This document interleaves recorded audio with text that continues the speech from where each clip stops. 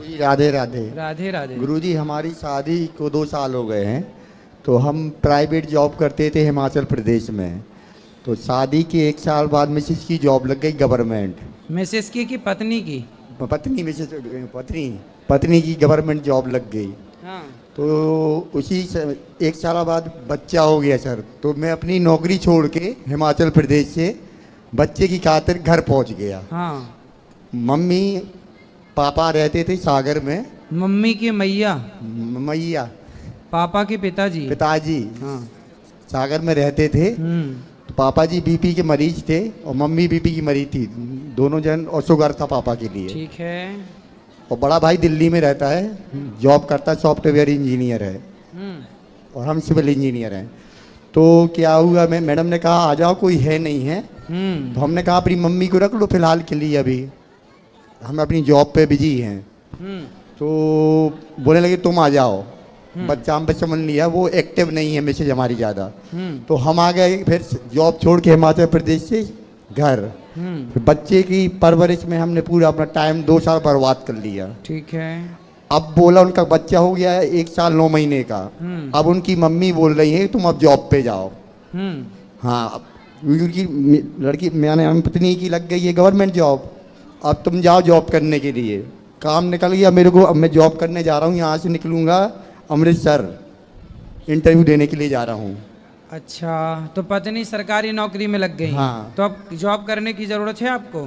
अब उनकी मम्मी बोली तुम जाओ जॉब करने के लिए। अच्छा, उनकी मम्मी? हाँ। पत्नी क्या कह रही है? मम्मी पत्नी की कह छोड़ो। रही जो मम्मी बोलेगी हम वो करेंगे। अच्छा, तो मम्मी ही न चाहती है मतलब है? हाँ, माने उनके घर वाले चाहते जब शादी की थी तो तुम जॉब करते थे, अब जाओ फिर जॉब करो। हमारी लड़की ने मेहनत की है तो उसकी जॉब उसकी मेहनत से लगी है।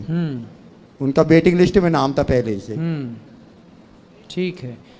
तो क्या तो कंडीशन प्रेम क्या से करें? आप लोग पत्नी प्रेम से रहती हैं कि नहीं रहती? प्रेम से अभी तक रहती थी। अब नौकरी लगने के बाद नहीं? अब नौकरी जब से लगी है तो क्या घर में हम रहते हैं तो काम करना पड़ता है आपको। हाँ, झाड़ू पोछा? झाड़ू पोछा वो ही समझ ली सर। वो चली गई स्कूल 10:30 बजे, 4:30 छुट्टी पे। बच्चे को दिन भर कहीं लेके घूमना है। हाँ। गांव में स्कूल है, ग्राम पंचायत है। ठीक है। तो स्कूल गांव का है।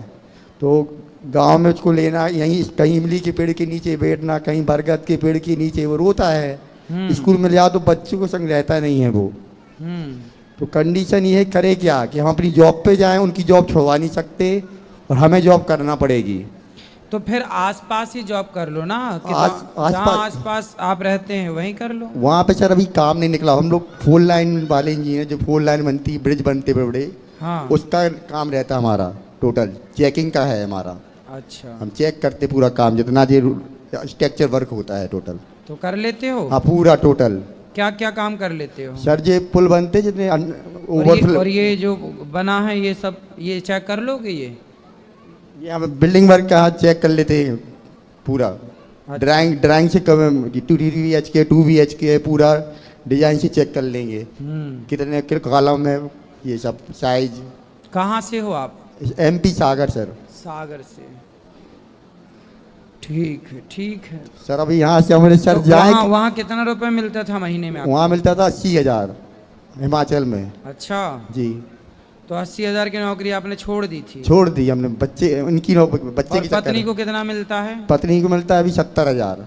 70,000? लेकिन वो गवर्नमेंट है, गवर्नमेंट है। हमारी प्राइवेट है। अच्छा देखो, पति जब कमाता है ना तो वो पत्नी को कभी अपने से अलग नहीं करता। लेकिन पत्नी देखो कमाने लग जाए, कुछ सब नहीं, तो पति को फिर वो कहती हैं कि अब देखो हम कमा रहे हैं, तुम बैठे बैठे खाओगे। पति कभी पत्नी को ये ताना नहीं मारता कि देखो मैं कमाता हूँ, तुम बैठी बैठी खाती हो। लेकिन कुछ स्त्रियाँ, सबके लिए नहीं कह रहे हैं, कुछ स्त्रियाँ ऐसी हैं कि यदि कमाने लग जाएं तो वो अपने पति को ताने मार मार के मार डालती हैं कि देखो तुम तो हमारी कमाई खा रहे हो, हम कमा रहे हैं।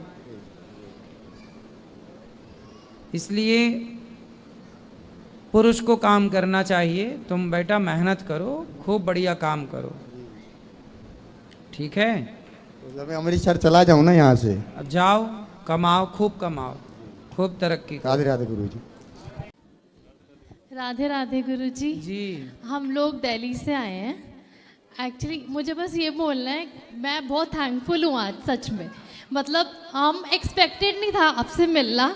हम लोग ट्रिप पे आए थे दिल्ली से जयपुर एंड उदयपुर के लिए। देन हम लोग का जयपुर में ऑल ऑफ एंड सडन हमारा ट्रिप चेंज हो गया एंड देन हमने मूव ऑन किया जयपुर से आगरा एंड वृंदावन।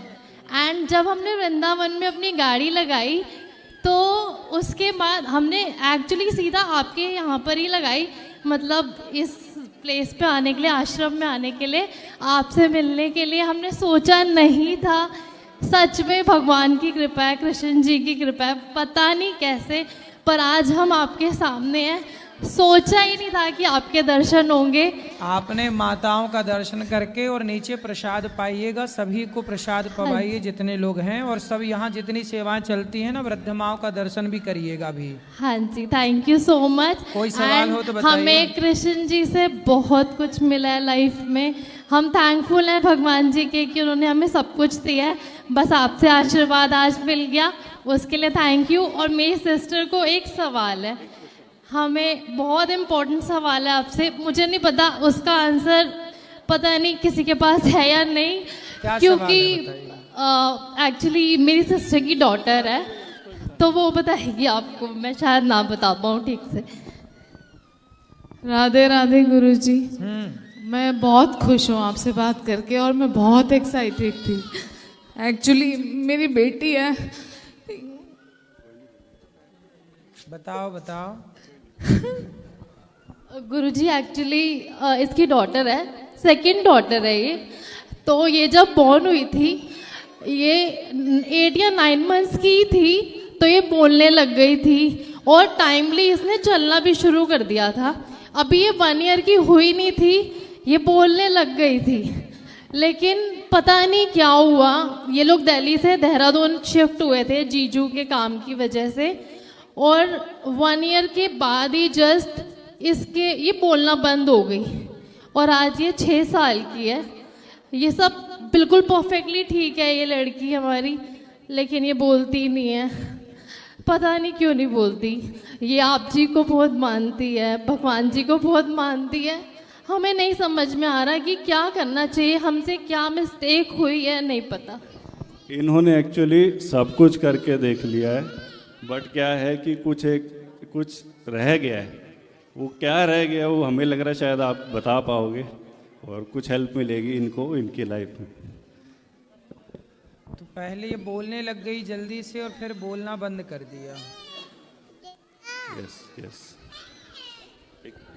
भगवान के चरणों में समर्पित कर दीजिएगा। बिहारी जी, जो भी कोई दोष जीवन में होते हैं भगवान ही समाप्त करते हैं। उन्हें ही पता है कि हमारे जीवन में क्या दोष है, क्या है। तो भगवान के चरणों में बेटी को बिहारी जी का दर्शन करने गए। हाँ जी, गए थे। तो बिहारी जी के चरणों में ही उसको समर्पित कर दीजिए कि प्रभु आप अब इसे ठीक कीजिए, भगवान के हवाले करिए और निश्चिंत रहिएगा। जब बिहारी जी के चरणों में आप समर्पित करते हैं तो तेरी चौखट पे आना मेरा काम है, मेरी बिगड़ी बनाना तेरा काम है।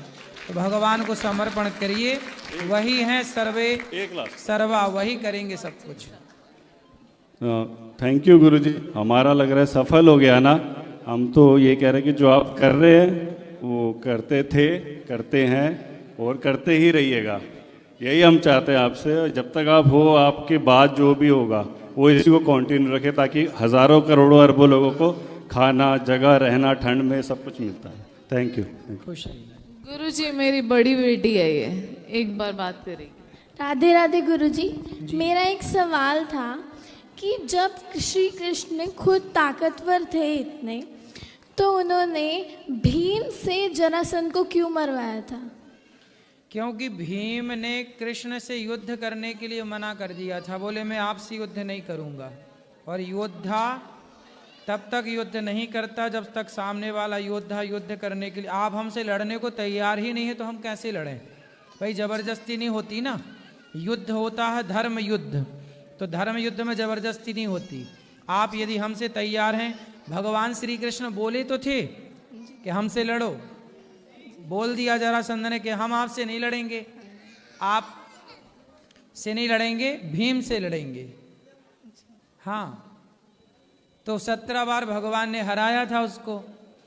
एक बार भगवान 18वीं बार मैदान छोड़ के भाग गए। जी, रणछोड़ दास। तो जरासंध को लगा कि आप तो हमसे हार गए हो, अब वो हार गए हो, मैं जीता हूं, तब मैं ये जीत अपनी बरकरार रखना चाहता हूं। भाई फिर से लड़ा, कहीं आप हरा दिए तो फिर मैं हार जाऊंगा। अभी कम से कम ये कि मैं आपसे जीता हूं, तो अब मैं आपसे नहीं लड़ूंगा, आपको तो मैं हरा चुका हूं, आपसे क्या लड़ूं, ये भीम से लड़ूंगा। तो उन्होंने युद्ध भगवान से किया ही नहीं था, इसलिए भगवान ने नहीं लड़े। Thank you. मैं आदित्य, आपसे एक प्रश्न, हालांकि आप अपनी कथाओं में बताते हैं और हम सभी परिवार आपकी कथाओं को सुनते हैं, बहुत अच्छा लगता है हम लोगों को। महाराज जी, एक मेरा प्रश्न है, आप कर्म के सिद्धांत के बारे में बहुत सारी बातें अपनी कथाओं में बताते हैं, इसी से जुड़ा हुआ मेरा एक प्रश्न था कि कर्म आदमी कर रहा है और उसको भोगना पड़ता है, चाहे प्रारब्ध हो या संचय कर्म की बात हम लोग करते हैं, पर इसके साथ साथ इसको सेवा के साथ कैसे जोड़ सकते हैं कि सेवा कार्य करते करते आदमी अपने कर्मों को कैसे काट सकता है? थोड़ा सा इसमें ज्ञान थोड़ा सा हमको देंगे महाराज जी। अभी देखिए, अभी यहाँ गौरी गोपाल में हम सेवा जो बन रही है कर रहे हैं, कर्म करते हुए ही अपने सारे कर्तव्यों को हम यहाँ पर निर्वहन कर रहे हैं जी। ऐसे आप भी काम करते हुए जो पैसा कमाओ उस पैसे के कुछ हिस्से बनाओ जी। एक हिस्सा व्यापार का व्यापार में खर्च हो जी। एक हिस्सा परिवार में खर्च हो जी। एक हिस्सा परोपकार सेविंग भविष्य की प्लानिंग के लिए सेव रख लो और एक हिस्सा समाज की सेवा, गाय की रोटी, कुत्ते को रोटी, भूखे को भोजन, संतों का, साधु का सेवा। यदि आप अपने धन को 4 भागों में डिवाइड कर पाए जी तो आप सफल हो जाएंगे। जी। और काम करते हुए काम करिए, पैसे कमाइए, कथाएं सुनते रहिए, सत्संग करते रहिए। दीन दुखियों के बारे में जब दूसरों के बारे में आप सोचने लगते हैं जी। तो अपने आप शुद्ध हो जाते हैं।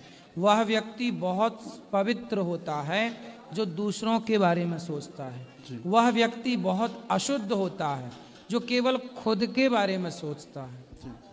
इसलिए आपको भगवान ने हम सबको मनुष्य बनाया है, हम सबके लिए सोचें।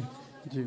यही हमारी शुद्धि है। कहते हैं ना, तन पवित्र सेवा किया, धन पवित्र कर दान, मन पवित्र हरि कीर्तन, होत त्रिविधित कल्याण। तो मन को शुद्ध करना है तो कीर्तन करो, जी। शरीर को पवित्र करना है तो सेवा करो, सेवा। धन को पवित्र करना है तो दान करो। जी महाराज जी, प्रणाम महाराज जी, बहुत बहुत धन्यवाद महाराज जी। खुश रहिए। ये भैया को देना सफेद, खड़े हो जाओ। राधे राधे गुरुजी। जी धन्यवाद माइक दिलवाने के लिए। गुरुजी, मैं अमरोहा जिले के डिडोली ग्राम से आया हूँ और हम आपकी कथा से 3 साल से जुड़े हुए हैं और डेली हम आपकी कथा सुनते हैं, परिवार सहित काम करते हैं। आपके कृपा से आपने बोला था नौकरी मत करो, बिजनेस करो। पापा जी का अलग बिजनेस है और आपके इस बेटे का अलग बिजनेस है और बिजनेस करते हैं और लोगों को रोजगार भी दे रहे हैं और परोपकार भी कर रहे हैं। और सर डेली जो है 35 या 45 मिनट का डेली कीर्तन होता है ढोलक बजा के वाह, घर पर। बहुत बढ़िया। और गुरुजी, बिहारी जी के आशीर्वाद से, आपके आशीर्वाद से और माता पिता की आज्ञा से मेरी शादी होने जा रही है और पहला कार्ड बिहारी जी को गया, दूसरा कार्ड आपको आ रहा है। और माता पिता की इच्छा है कि अपने हाथ से आपको दे दें। लाओ लाओ, यहाँ लाओ, मैया आ जाओ, यहीं आ जाओ, आओ। बहुत सुंदर। और कोई सवाल? सवाल कुछ नहीं है गुरुजी, सवाल उसके होते हैं जो कथा नहीं सुनता है। जो कथा सुनता है 7 दिन की, उसके सवाल ही नहीं होते हैं। सुंदर। खुश रहिए, खुश रहिए, सुखी रहिए।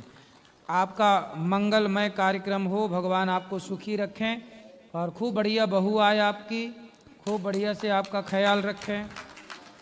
खुश रहिए। गुरुजी, कोई गलती हो गई हो माफ कर देना बढ़िया। गुरुजी। 3 फरवरी है ना 2025? हाँ जी, सोमवार। 3 फरवरी 2025 सोमवार दिन है। दीपक वर्मा और तानिया वर्मा। हाँ जी, हाँ जी। बहुत बढ़िया। ये मेरे पिताजी आपसे कुछ कहना चाहते हैं। कहो कहो, बात कराओ। गुरुजी राधे राधे। जी। जैसा बेटा भगवान ने मुझे दिया है, मैं ये कहता हूँ सभी को ऐसा बेटा मिलना चाहिए। वाह भगवान, बहुत बढ़िया। ये अपने कांधे पे पूरी जिम्मेदारी लेकर चलता है गुरुजी। सही है। और सत्संग से जुड़ गया ना, कथा जी से जुड़ सर। गया, इसलिए। जी गुरुजी, और आपका आशीर्वाद है और बिहारी जी की तो कृपा है ही है। बिल्कुल, भगवान बनी रहे कृपा। खूब बढ़िया परिवार मिले आपका। जो बहू आ रही है, नए मेहमान, वो भी खूब बढ़िया हो, खूब सत्संगी हो, कथा प्रेमी हो, गुरुजी राधे संस्कारों से राधे। भरी हो। खुश रहिए। गुरुजी शादी के बाद में सबसे पहले मैं आपके पास आऊँगा, बिहारी जी के दर्शन करके सबसे पहले आपके पास आऊँगा, ना कि कहीं पर हनीमून मनाने जाऊँगा, बिल्कुल, क्योंकि वाह। कथा सुनता हूँ तो अध्यात्म से जुड़ूंगा। सही है, सही है। राधे राधे गुरुजी। खुश रहिए, खुश।